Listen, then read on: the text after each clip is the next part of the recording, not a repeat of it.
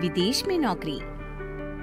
दोस्तों, ये कहानी उन लोगों को समर्पित है जिन पर विदेश जाके जल्द से जल्द अमीर बनने की सनक सवार होती है। अरे भाई विनोद, सूट बूट क्या बात है, इतना तैयार होकर कहाँ जा रहे हो?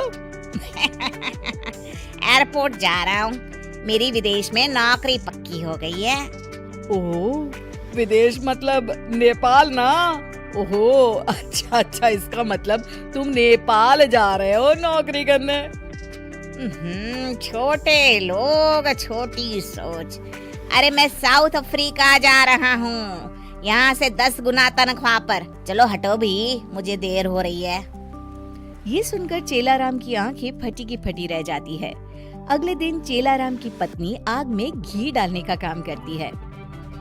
आप भी अपने दोस्त की तरह विदेश में नौकरी क्यों नहीं करते? लल्लू राम बन के कब तक यहाँ मामूली सी नौकरी करते रहोगे? यहाँ की थोड़ी सी कमाई में मुझे हमारा तो कोई भविष्य नहीं दिखाई देता। हाँ, तुम ठीक ही कहती हो। उसी शाम चेलाराम के पिताजी कहते हैं, क्या कहा, विदेश जाएगा? अरे तेरा बाप भी कभी विदेश गया था क्या? इसीलिए तो मैं जाना चाहता हूँ पिताजी। अरे नालायक, मैं अपनी जिंदगी में तेरे जैसे बहुत से नमूने देख चुका हूँ। तू लोगों की हवाई बातों में आकर कोई ऐसा फैसला मत कर देना कि बाद में तुझे ही पछताना पड़े। क्या पिताजी, आप भी पैसे वाला बनना है तो पैसे वालों के बीच रहना तो पड़ेगा ना। अपने देश में गरीबी के सिवा रखा ही क्या है। यहाँ तो लोग सिर्फ जिंदगी काट रहे हैं, मुझे तो जिंदगी जीनी है। अरे बहू, अब तू ही समझा इस नालायक को। अब बाबूजी, इन्होंने विदेश जाने का फैसला करके ठीक ही तो किया है। अरे आप बेकार में अपना सर खपा रहे हैं, ये दोनों मिले हुए हैं, समझा के कोई फायदा नहीं। थोड़ी देर बहस के बाद चेलाराम के पिताजी बेटी की जिद के आगे हार जाते हैं। जल्दी से विदेश चलने की तैयारी कर लीजिए और वहाँ जाकर ना मैं भी नौकरी कर लूंगी, फिर तो हमारी कमाई दुगनी हो जाएगी।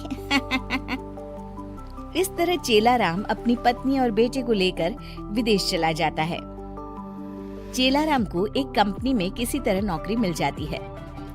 ये देखो, कितना बड़ा घर है चेलाराम, तुम यहाँ आराम से रह सकते हो, यहाँ तुम्हें कोई तकलीफ नहीं होगी।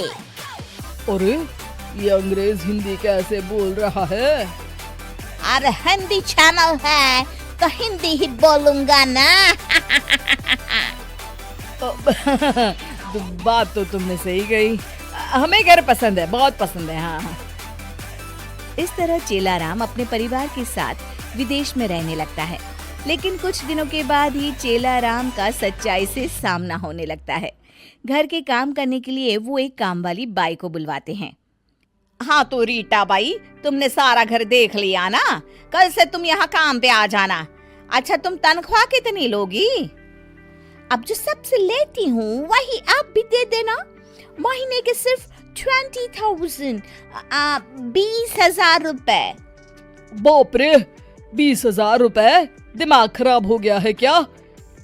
अरे इतने रुपए में तो हमारे इंडिया के मोहल्ले की सारी बाइयों को काम पर रखा जा सकता है। इसीलिए तो वो इंडिया है और ये अमेरिका। मैं तो महीने के 20,000 ही लूंगी, मंजूर हो तो यस बोलो। नहीं, माफ करना, हमें बिल्कुल मंजूर नहीं है। तुम जा सकती हो, हमें दूसरे खर्चे भी तो देखने हैं। इस तरह बच्चों को संभालने के साथ साथ घर के सारे काम गौरी को ही करने पड़ते हैं। दूसरी तरफ कई कोशिशों के बावजूद भी गौरी की नौकरी नहीं लगती। कुछ दिनों के बाद, सुनिए जी, पैसे दीजिए, बाजार से राशन ले आती हूँ, घर में कुछ भी नहीं है। अरे अभी 4 दिन पहले ही तो इस घर में राशन आया था। इतने पैसे तुम खाने पीने में खर्च करोगी तो कैसे गुजारा होगा? अरे तो मैं क्या करूँ, ये अंग्रेज बड़े चालाक हैं, हर चीज पर मनमानी कीमत लगाकर बेचते हैं। यहाँ सब्जियों के दाम तो आसमान छू रहे हैं। अरे जो गन्ने अपने देश में 20 रुपए में मिल जाते हैं, यहाँ उन पर स्टिकर लगाकर ये लोग 200 रुपए में बेच रहे हैं। अब मजाक चल रहा है क्या? हाय राम, यहाँ तो हर तरफ लूट मची है। अरे बच्चों की पढ़ाई को ही ले लो, इतनी महंगी कि पूछो मत। मेरी तो कुछ समझ में नहीं आता। अरे यहाँ तो सड़क पर चलना भी मुश्किल है। आए दिन पुलिस मेरी गाड़ी का चालान काट देती है। इंडिया में तो 100 रुपये में बात बन जाती थी। तभी दरवाजे पर मकान मालिक हैरी आ जाता है। चलो राम, आज एक तारीख है, इस घर का किराया निकालो, पूरे 30,000, 30,000 रुपए। अरे हैरी, ये तुम क्या कह रहे हो? हमारे बीच तो इस मकान का किराया 25,000 तय हुआ था। अरे वाह, पानी बिजली मेंटेनेंस के पैसे क्या मेरे पिताजी भरेंगे? सीधी तरह 40,000 निकालो, वरना ये घर अभी के अभी खाली कर दो, समझे? पैसे देने के अलावा चेलाराम के पास और कोई रास्ता नहीं होता। आखिरकार उसे पैसे देने पड़ते हैं। धीरे धीरे पैसों के अभाव में उनके घर का बजट बिगड़ता चला जाता है और छोटी छोटी चीजों के लिए भी उन्हें तरसना पड़ता है। बस बहुत हो गया, मैं तो इस जिंदगी से तंग आ चुका हूँ। अरे यहाँ 10 गुना कमाई है तो क्या हुआ, खर्चे भी तो 20 गुना है। अपने देश में काम करके थोड़ी बहुत बचत भी हो जाती थी, यहाँ तो उसकी भी कोई गुंजाइश नहीं है। आप ठीक कहते हैं जी, अपना देश अपना होता है। कम कमाई ही सही, लेकिन अपने परिवार के साथ रहने का सुख तो मिलता है। इस तरह चेलाराम हिंदुस्तान वापस लौट आता है। चलो अच्छा हुआ मेरा खोटा